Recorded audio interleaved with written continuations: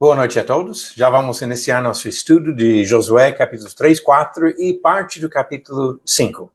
Deixe-me fazer alguns comentários de introdução aqui antes de chegar às perguntas. Já observamos no começo do livro, primeiros 2 capítulos, que Deus escolheu Josué para ser o novo líder de Israel, assumindo basicamente o papel de Moisés. Ele é o líder civil, o líder militar, e nesse mesmo tempo nós observamos que tem outros responsáveis pela liderança mais para o lado espiritual, só que não pode separar o papel de Josué da responsabilidade espiritual, porque Deus está guiando o povo. O que nós temos nesses capítulos acontece 40 anos depois da saída do Egito, que eles terminaram aquele tempo no deserto, seria 470 anos depois da promessa feita a Abraão. Sabemos que entre a promessa e a lei deu 430. Acrescentamos mais 40 do deserto e chegamos a esse número de 470 anos que já passaram. E o povo agora entrou na Terra Prometida, vai entrar nesses 2 capítulos que estamos vendo agora. E essa chegada marca agora o início da conquista. Que a partir de agora vão ser várias batalhas de conquista, onde eles vão tomar posse primeiro de Jericó, depois de Ai, depois de outras cidades, em várias outras batalhas. E Josué é o líder militar que governa a nação durante esse tempo. Os sacerdotes, os filhos de Arão, vão continuar o papel de liderança espiritual. E eles têm esse papel de buscar orientação de Deus. Inclusive, Josué respeita muito esse papel dos sacerdotes. E quando observamos a questão da posse da terra, é interessante como esse livro apresenta ilustrações para nós do equilíbrio entre a graça e a fé. Obviamente, a graça de Deus é muito maior do que a fé do homem. Mas se não tiver a resposta da fé, não teria como receber os benefícios da graça. Então vamos observar isso várias vezes ao longo do livro, inclusive um pouco no que estamos vendo hoje. Ok, com essa introdução, deixe-me só comentar. Em algumas aulas eu tenho feito as leituras do texto, mas hoje, como estamos vendo 2 capítulos e meio, eu não vou fazer as leituras. Vamos direto para as perguntas. Espero que vocês todos tenham feito a leitura e que estejam com a Bíblia aberta. Qualquer dúvida pode conferir durante a aula. Eu estou aqui com a minha aberta também para ajudar acompanhando durante nosso estudo. Então vamos direto para as perguntas. E a primeira pergunta da noite para Jonathan, pergunta número 1, o que serviria de sinal para o povo começar a caminhada para o Rio Jordão? E quem estaria na frente da procissão? Seria a Arca da Aliança, assim, carregada pelos sacerdotes. Respondendo a outra pergunta, eles que iriam à frente do povo. Ok, exatamente. Os sacerdotes que estariam na frente, porque eles levam a arca, e quando a arca passasse, o povo sairia dos seus lugares para já entrar nessa fila atrás da Arca da Aliança. Ok, e pergunta número 2, Bruno, como Deus faria para engrandecer Josué aos olhos do povo? Deus engrandeceria Josué a realizar o milagre da travessia do Jordão, mostrando que ele estava com ele, assim como estivera com Moisés. Isso daria credibilidade à sua liderança diante do povo.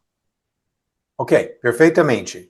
Que agora Josué se tornou a porta-voz. Então é ele que vai dar essa ordem para o povo, dizendo que os sacerdotes vão parar quando chegarem à beira do rio, e que Deus, nesse momento, ia parar as águas, permitindo que passassem a pé. Coisa muito parecida com a situação lá de Moisés, na época, 40 anos antes, quando atravessaram o Mar Vermelho, de uma maneira muito parecida. Inclusive, é sobre isso que nós vamos ver já na próxima pergunta. Agora, uma observação aqui. Para engrandecer Josué, não foi para Josué se mostrar poderoso, ou Josué se mostrar inteligente. O que engrandece Josué é de mostrar que Deus estava com ele. Então, nós não devemos nunca imaginar que vamos ser engrandecidos por causa da nossa habilidade, inteligência, eloquência, nada disso. Se estamos andando com Deus, nós vamos ser glorificados com Deus. E se não estamos com Deus, não importa a nossa habilidade ou inteligência, nós não vamos ser exaltados na presença do Senhor. Então, Josué foi engrandecido, porque Josué servia ao Senhor e Deus estava com ele. Ok, a pergunta número 3. Josias, eu pedi aqui para fazer uma comparação entre o que acontece agora atravessando o Rio Jordão e o que aconteceu 40 anos antes, quando atravessaram o Mar Vermelho. Então, vamos ponto por ponto aqui. O instrumento humano usado para abrir passagem do Mar Vermelho. Certo, o Mar Vermelho foi Moisés. Ok, foi Moisés que foi o instrumento que Deus usou. E para abrir passagem no Rio Jordão? E Josué. Ok, Josué que foi quem falou para os sacerdotes o que Deus ia fazer. E a ação desse instrumento para o milagre acontecer, o que Moisés fez? Moisés, ele só levanta. Agora me foge a palavra. Que foi ele que obedeceu a Deus e falou para a água lá e não lembro agora qual a palavra exata. Ok, deixa eu tentar ajudar um pouquinho, que ele levantou o bordão e estendeu a mão sobre a água, diz o relato lá em Êxodo. E o que Josué fez?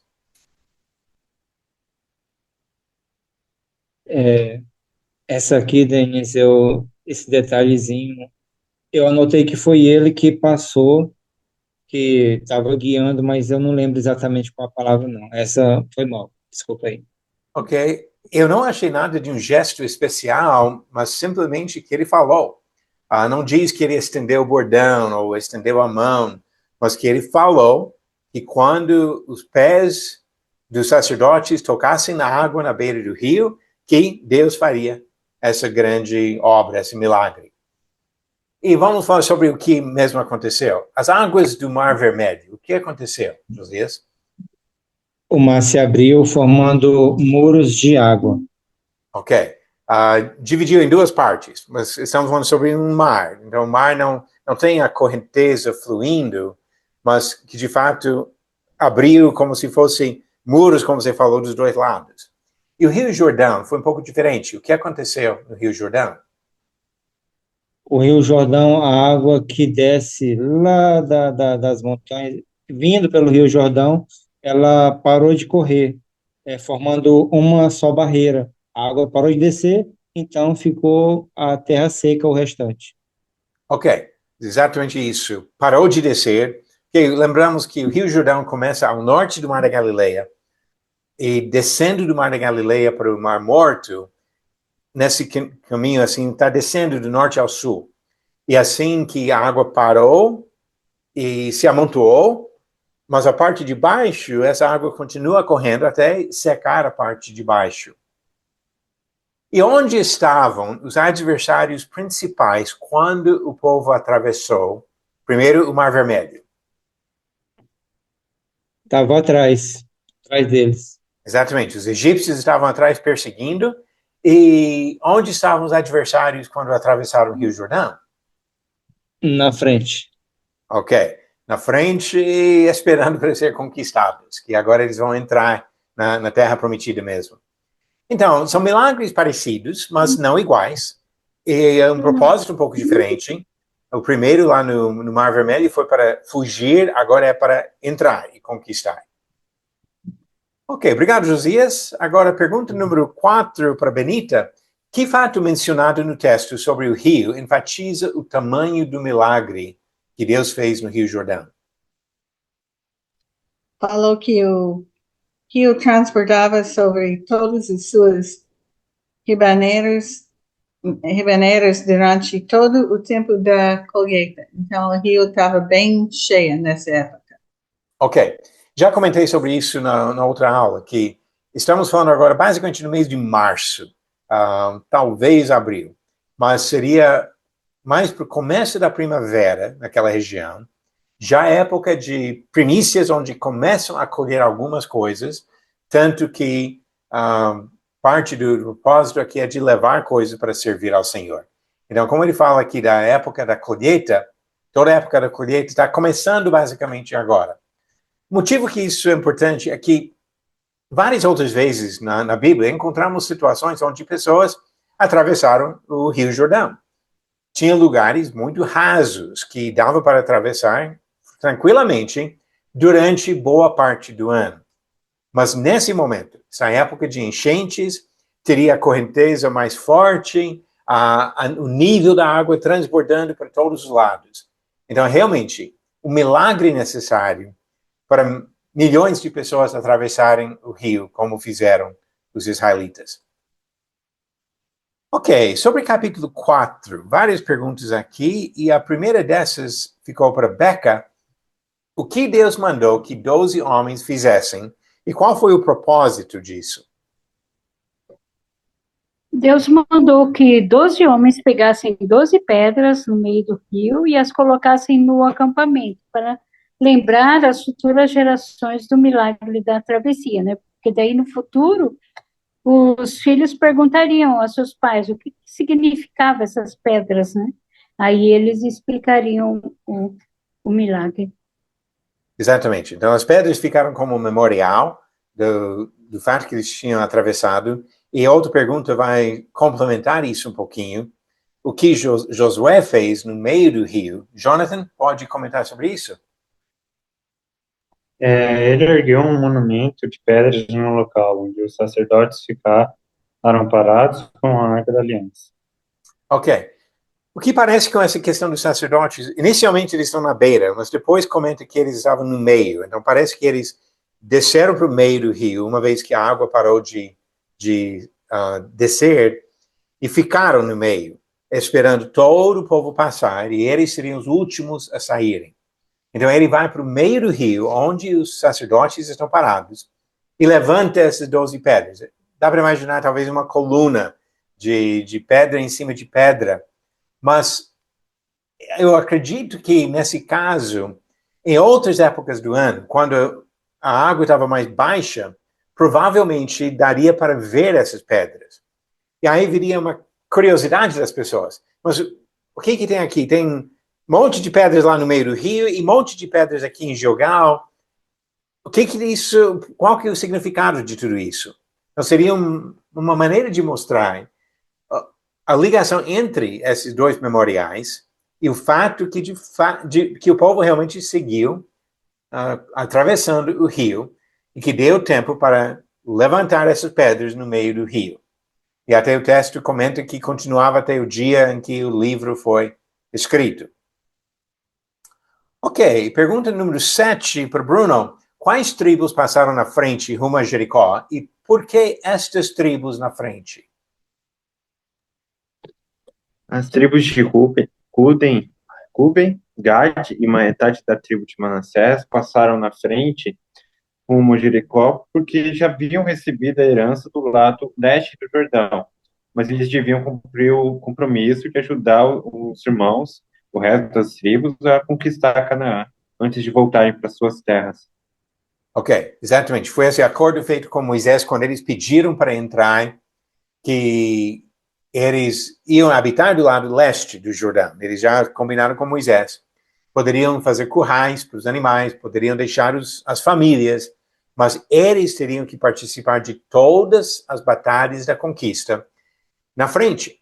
Então, eles teriam que se colocar em risco para cumprir a parte de ajudar na conquista antes de poder voltar para a região onde eles ficavam.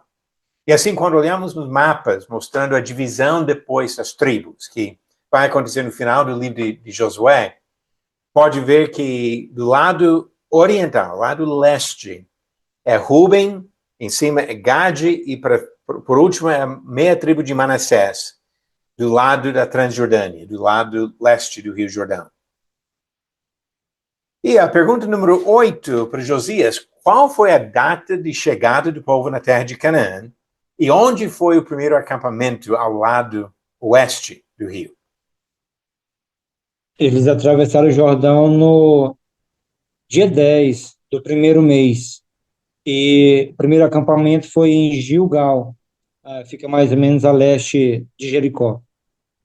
Ok, exatamente. dia 10 do primeiro mês, e foi Gilgal onde eles ficaram. Capítulo 4 fala esses dois fatos, e depois vamos ligar isso pensando sobre o que eles vão comemorar logo em seguida, a Páscoa. Se voltar para Êxodo 12, quando estavam se preparando para sair do Egito, Deus mandou que foi no 10º dia que eles iam separar os cordeiros para sacrificar no dia 14 para Páscoa. Então, parece que eles chegaram com tempo agora suficiente para separar os cordeiros e já começaram a fazer os preparativos para a Páscoa, que seria comemorado no dia 14, 4 dias depois. E pergunta número 9, Benita, qual seria o efeito desejado até das gerações futuras ao ver as evidências das obras de Deus? Que eles iam perguntar o significado das pedras e quando estava explicado, o povo ia saber que o mão do Senhor é forte e ia ter Deus todos os dias. Ok, exatamente isso. Como ele diz no versículo 24, eu até só coloquei o versículo aqui porque responde perfeitamente a pergunta. Para que todos os povos da terra saibam que a mão do Senhor é forte, a fim de que vocês temam o Senhor, seu Deus, todos os dias. Quando nós olhamos para as obras de Deus, devemos ficar admirados, devemos ficar impressionados com o poder ilimitado do Senhor. E isso deve causar um certo respeito, até medo em nós, de não querer fazer nada contra a vontade desse Deus, nosso Criador. Isso ajuda para fugir das tentações do pecado. Ajuda para nos levar ao arrependimento quando tropeçamos. E nos leva a louvar o Senhor, reconhecendo que Ele é muito superior a todos nós. Então, foi maneira aqui de Deus demonstrar a sua grandeza, não somente para Israel, mas também para os outros povos. Ok, capítulo 5, estamos vendo hoje só a primeira parte do capítulo. Vamos deixar para a semana que vem os últimos versículos do capítulo que já pertencem mais à conquista de Jericó. Mas do versículo 1 a 12, algumas perguntas aqui. Primeira dessas perguntas, número 10, para Beca. Como os povos do lado ocidental do Jordão reagiram às notícias sobre a chegada dos israelitas? Eles ficaram com medo. Fala no versículo 1 que o coração deles se derreteu de medo e ficaram desanimados por causa dos filhos de Israel. Perfeito. Lembramos das palavras de Raabe, quando os espias foram lá para Jericó. E ela falou que todo mundo estava tremendo com medo. Isso sabendo que eles saíram do Egito, atravessaram o Mar Vermelho, que Deus tinha feito as pragas no Egito, e conduziu o povo, deu vitórias para eles sobre os reis gigantes do lado oriental, mas ainda não tinham atravessado o Rio Jordão. Agora eles atravessam o Rio Jordão e o povo está percebendo que nós não temos saída aqui. Nós estamos sendo invadidos por essas pessoas que, obviamente, têm o poder de Deus. Deus que está agindo com eles.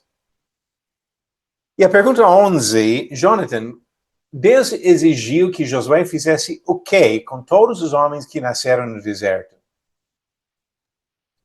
Que eles fossem circuncidados, pois essa geração ainda não tinha passado por este ritual. Ok, exatamente. E nós vamos ver mais sobre o significado disso já em outra pergunta, falando sobre a importância dessa ilustração para nós. Mas antes disso, pergunta 12 para Bruno, sobre a Páscoa comemorada na Terra Prometida. Quanto tempo passou da saída do Egito até a entrada em Canaã? E o que cessou logo depois de comemorarem a Páscoa? Passaram-se 40 anos, desde a saída do Egito até a entrada em Canaã. E o que cessou logo depois da Páscoa foi o maná, pois o povo começou a se alimentar dos produtos da terra de Canaã. Ok, muito bom.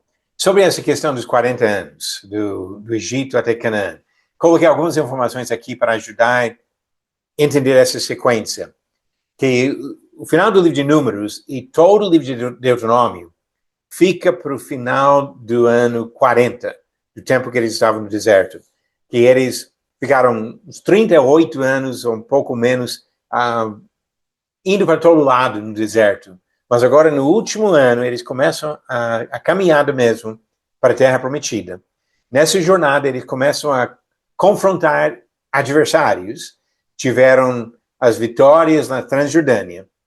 E quando juntamos algumas informações de Números e Deuteronômio, percebemos que Arão morreu no ano 40, no mês 5, já com 123 anos de idade. Ele era 3 anos mais velho do que Moisés. Moisés fez seus discursos no final do ano 40, conforme diz Deuteronômio capítulo 1. Então, os discursos de Deuteronômio provavelmente ocupam um espaço de mais ou menos um mês. Depois da morte dele, eles prantearam 30 dias. Então, basicamente, terminando o ano 40, e agora no primeiro mês do ano 41, no dia 10, eles entraram na Terra Prometida, que dá agora 40 anos até o mês e quase até o dia da saída lá da terra do Egito. E esse segundo ponto aqui, o maná cessou, porque agora eles começaram a comer o fruto da terra. Lembrando que Deus tinha sempre falado dessa terra, terra que mana leite e mel, lugar bom, lugar fértil. Agora eles não precisam mais desse alimento temporário que Deus dava para eles no deserto. Eles têm acesso à produção natural da terra e vão tomar posse de pomares, de hortas, de campos e poder aproveitar tudo que esses povos vão deixar para trás. Ok, e agora para o desafio da noite. Josias, caiu para você hoje esse desafio, que tem várias partes aqui sobre a circuncisão dos homens em Gilgal. Então, a primeira pergunta aqui, qual seria o estado dos homens de guerra, depois de serem circuncidados? Esses homens de guerra, após a circuncisão, eles estariam fragilizados. Não é de um dia para a noite que se recupera desse procedimento cirúrgico. Então, eles não seriam os melhores guerreiros para conquistar a terra, naquele momento.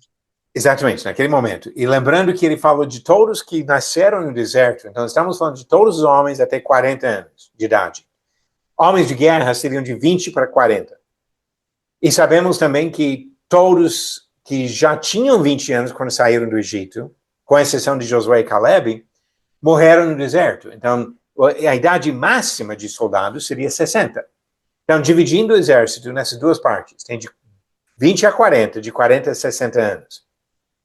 Agora, quais seriam os guerreiros mais fortes, mais capazes? Os homens de 20 a 40 ou os homens de 40 a 60? Josias pode responder sem me ofender, tá? Eu acho que nenhum deles estaria habilitado para isso, porque todos eles, passando por esse procedimento, eles ficavam vulneráveis, ainda no processo de recuperação, então nenhum deles estariam apto para a guerra. Então, esses que normalmente seriam os mais fortes, agora são impedidos. Eu citei aqui Gênesis 34, versículo 25, que fala sobre aquela situação onde os irmãos, ou os filhos de Jacó, enganaram os siquemitas e fizeram uma matança, mas eles usaram a fraqueza deles, logo depois da circuncisão, como oportunidade para entrar e massacrar esses homens. Por que isso tem importância? Eu gostaria para vocês visualizarem o que tem acontecido aqui com o povo de Israel. Eles acabaram de descer a serra do lado oriental, atravessaram o rio e pararam no Vale do Jordão, em Gilgal. Eles ainda não subiram para um lugar mais seguro. Então, eles estão parados no vale e a primeira coisa que Deus fala, deixe incapacitados os seus melhores soldados por alguns dias aqui. Eles estão numa situação super vulnerável. E é só Deus que vai proteger esse povo agora. Então, mais uma maneira de provar a fé deles, de obrigar esse povo a confiar no Senhor. Agora, a segunda parte da pergunta aqui, Josias, o que a circuncisão tinha a ver com a posse da terra? A circuncisão era um sinal da aliança entre Deus e Israel, que exigia que seus participantes participassem plenamente da bênção da terra prometida, que havia sido prometida lá em Gênesis 17. Ok. E eu gostaria nisso de lembrar onde Deus deu pela primeira vez essa ordem da circuncisão, que foi Gênesis capítulo 17, que ele falou para Abraão, deu essa ordem para todos os descendentes de Abraão.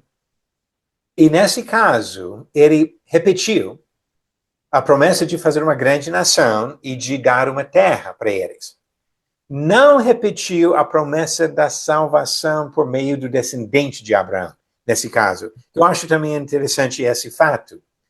Então, parece que a circuncisão, como você falou da aliança de Deus, a circuncisão está ligada especialmente com essas duas promessas. Então, agora nós temos a nação, e diz que todos os homens que nasceram no Egito foram circuncidados.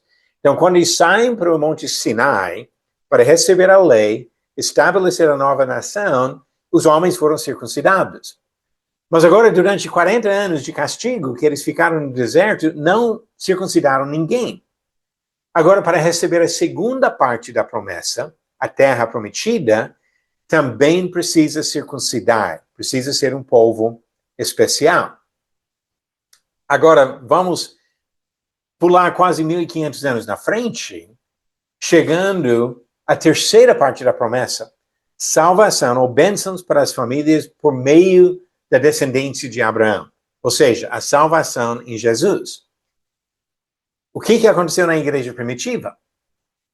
Muitos judeus achavam que seria necessário um gentio se circuncidar para ser batizado e entrar nessa aliança com Deus. Mas foi resolvido isso no começo da igreja, que não precisava da circuncisão para os gentios. E voltando para Gênesis capítulo 17, a promessa que leva a Jesus não estava no capítulo 17, junto com essa aliança da circuncisão.